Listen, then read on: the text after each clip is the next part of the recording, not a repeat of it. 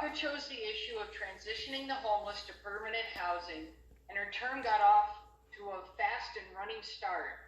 She was honored by the Royal Rosarians for her work, visited Malabon Elementary in Eugene, and spent time with the Housing and Community Services Department to learn about their programs for the homeless, and she was able to present at one of their conferences. Then March came, and we went into the pandemic lockdown. However, this did not stop Raaga from achieving her goals. We had many virtual meetings, including conducting career corner interviews, working on lesson plans to teach about homelessness, and visiting with a 5th grade class in Buffalo, New York. Raaga learned that the schools she had visited included students who had been homeless or were on the verge of homelessness, and because of Raaga's big heart and her passion for cooking traditional Indian food, she decided to have a fundraiser and give the money to those schools. She raised $1,600 for that cause. Raaga also had another cooking fundraiser, this time for Join, connecting the street to a home in Portland, Oregon, and raised over $4,000. She's also raised money for the frontline healthcare workers at the beginning of the pandemic. And if you really like Indian food, check out Raaga's Fun Kitchen. You won't be disappointed. So Raaga will now give her farewell address. Good afternoon, Secretary Fagan, Representative Bynum, Chief Justice Mr. Demunis, Mary Beth, Ms. Sewell, parents, students, and everyone else in attendance today. My name is Raaga Mandala. I have had the immense honor of serving as Oregon's Kid Governor for the year 2020, and I would like to share with you a little bit about my experience. I remember the day, January 8th, 2020, very clearly. I felt a little overwhelmed that day. I remember being nervous about the press conference, and I remember really hoping to see Governor Brown in the audience. Turns out the press didn't show up that day, and Governor Brown was busy elsewhere. My inauguration did not exactly go how I pictured it, but it was every bit memorable, fulfilling.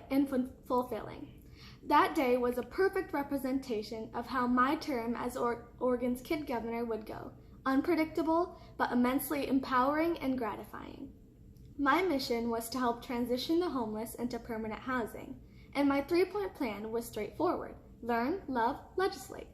Within the first few weeks of my term, I met with folks at the Department of Housing and learned about the projects in the pipeline to help the homeless. I visited a school with many children on the verge of homelessness. I met with a state representative and discussed the role students can play in influencing the legislation. I felt well equipped to make headway into my campaign promise, and then the pandemic happened. Since I could not visit the homeless shelters, other schools, or lawmakers like I'd hoped to, I decided to start a YouTube series called Career Corner.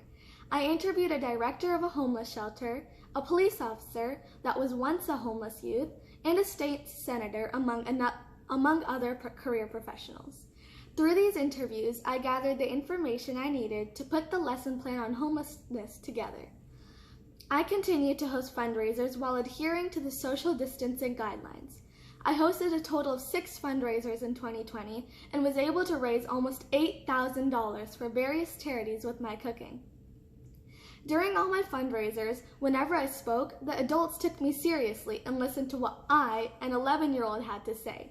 A 3rd grader made and sold bracelets to raise money for the homeless, inspired by my work.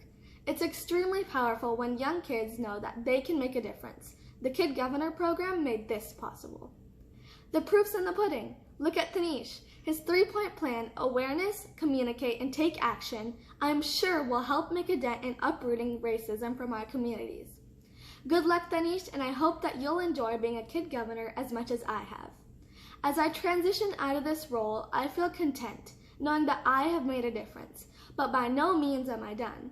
With my left hand firmly resting on the Holy Bhagavad Gita, I remember making a promise last year, to be a leader and a good example to my peers. I took those words to heart that day when I took my oath, as well as this past year, serving as Oregon's Kid Governor. I hope to stay true to that promise and do my bit for the community throughout my life. I truly had the experience of a lifetime as Oregon's Kid Governor, and I have an army of people to thank for it. I'm indebted to Mary Beth for being my mentor, chauffeur, cheerleader, and for even braving my chicken biryani and spice powder. My sincere thanks to Miss Emma Snodgrass and Mr. Griffin Walker for publishing my blog and Facebook posts. I'm thankful for Dom and Erica. Their accomplishments inspired me to follow this path. My sincere gratitude to all the patrons of Raaga's Fun Kitchen. Their support fueled my fundraising endeavors. Thanks to my friends for encouraging me, to my grandparents for their unconditional love, and to my little sister Thara for making me smile even when I'm supposed to be mad at her. And finally, to my parents, I'm grateful and incredibly fortunate to call them my Amma and Nana. Thank you. Thank you very much, Raaga. When we started this program, I never thought I would get so attached to these young leaders. Not unlike Dom and Erica, our first two kid governors, Raaga is a great ambassador for the state. She is a great leader, driven to make a difference, and most importantly, has a very large heart. And like Dom and Erica, I am proud to call you my friend.